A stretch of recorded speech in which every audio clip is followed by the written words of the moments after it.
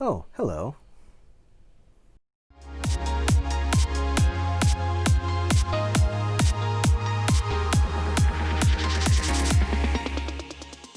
Hi everybody, welcome to the middle of nowhere. Besides technology, I love comic books, and for Hanukkah my wife gave me an awesome gift, a new desk chair to sit in when I'm working, writing, editing, or gaming. But it's not just any chair, it's a Secretlab Dark Knight chair.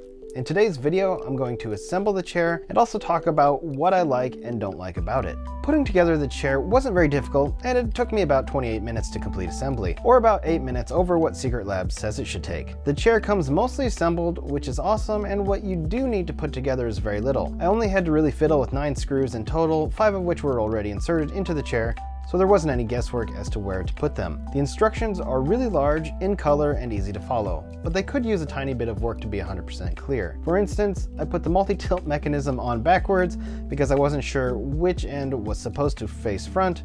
While this mistake was easy to fix, it did extend the build time. Another part I got wrong was the 2 magnetic side clips covering the arms that hold the back to the base.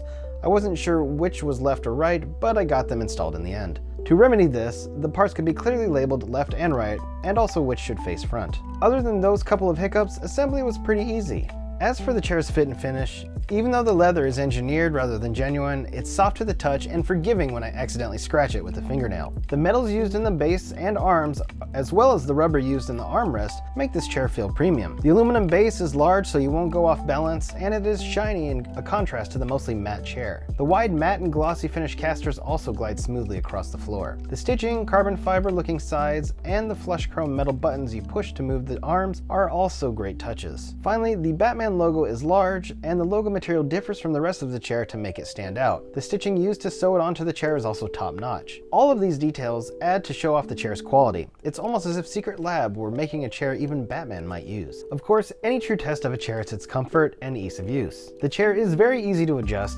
You can move the arms up and down, slide the armrests backwards and forwards, and even side to side for that ultimate comfort. The chair can rock, or you can lock it, and you can recline pretty far as well. For the most part, the chair is very comfortable, but I have been having some issues with my tailbone hurting after extended sitting sessions. Additionally, the cushion for the lumbar support, while nice, doesn't really let me sit flat against the back, and I don't know if I need to move the cushion up or just not use it at all. If I do remove it, I sit further back in the chair and thus have to lower it some to avoid affecting the backs of my legs. I think it will take some time getting used to the chair and kind of figuring out where to set everything, and also breaking it in so it's more comfortable. Speaking of legs, when I do use the lumbar cushion or have the chair lowered, the backs of my legs do not pinch or fall asleep. I will say if you're short like me, and you have to raise the chair for better ergonomics than for typing, definitely invest in a footrest. Dangling your feet for too long will result in pinched nerves, and that's no good. Amazon sells a great footrest that I use, and I'll put the link in the description below. After looking at some of the other themed Secretlab chairs, I do feel there were some missed opportunities Secretlab could have taken to add to the Batman theme of the Dark Knight chair. The back of the chair simply repeats the bat symbol. I would have loved to have seen a large silhouette of Batman here, maybe just the face, rather than repeating the symbol.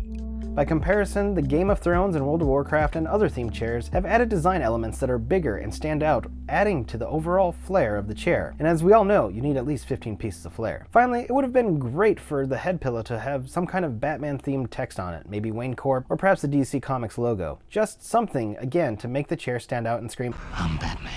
However, making custom head pillows may not be very cost effective, but you can just slap on the standard pillow on any model. When compared to other themed chairs, the Dark Knight chair is minimalistic, and perhaps that's what Secretlab is going for. And if a lack of graphics is my only major complaint, then I'm okay with that. Overall, the Secretlab Dark Knight Edition chair is for the most part comfortable, easy to adjust, and fun to look at. No, I don't feel like Bruce in the Batcave when I'm sitting in it, but I do feel like I can sit in this chair for a long time to get work done, edit a video, or have a marathon game session. And that's all I have to say about the Dark Knight chair from Secretlab. Thanks for watching, everybody. If you enjoyed the video, hit that like button and share any questions or comments you have down below. You can show your support for the channel by clicking subscribe, and don't forget to turn on any notifications so you don't miss out on any future content. I appreciate all your support and feedback. I'm Seth, and I'll see you next time in the middle of nowhere.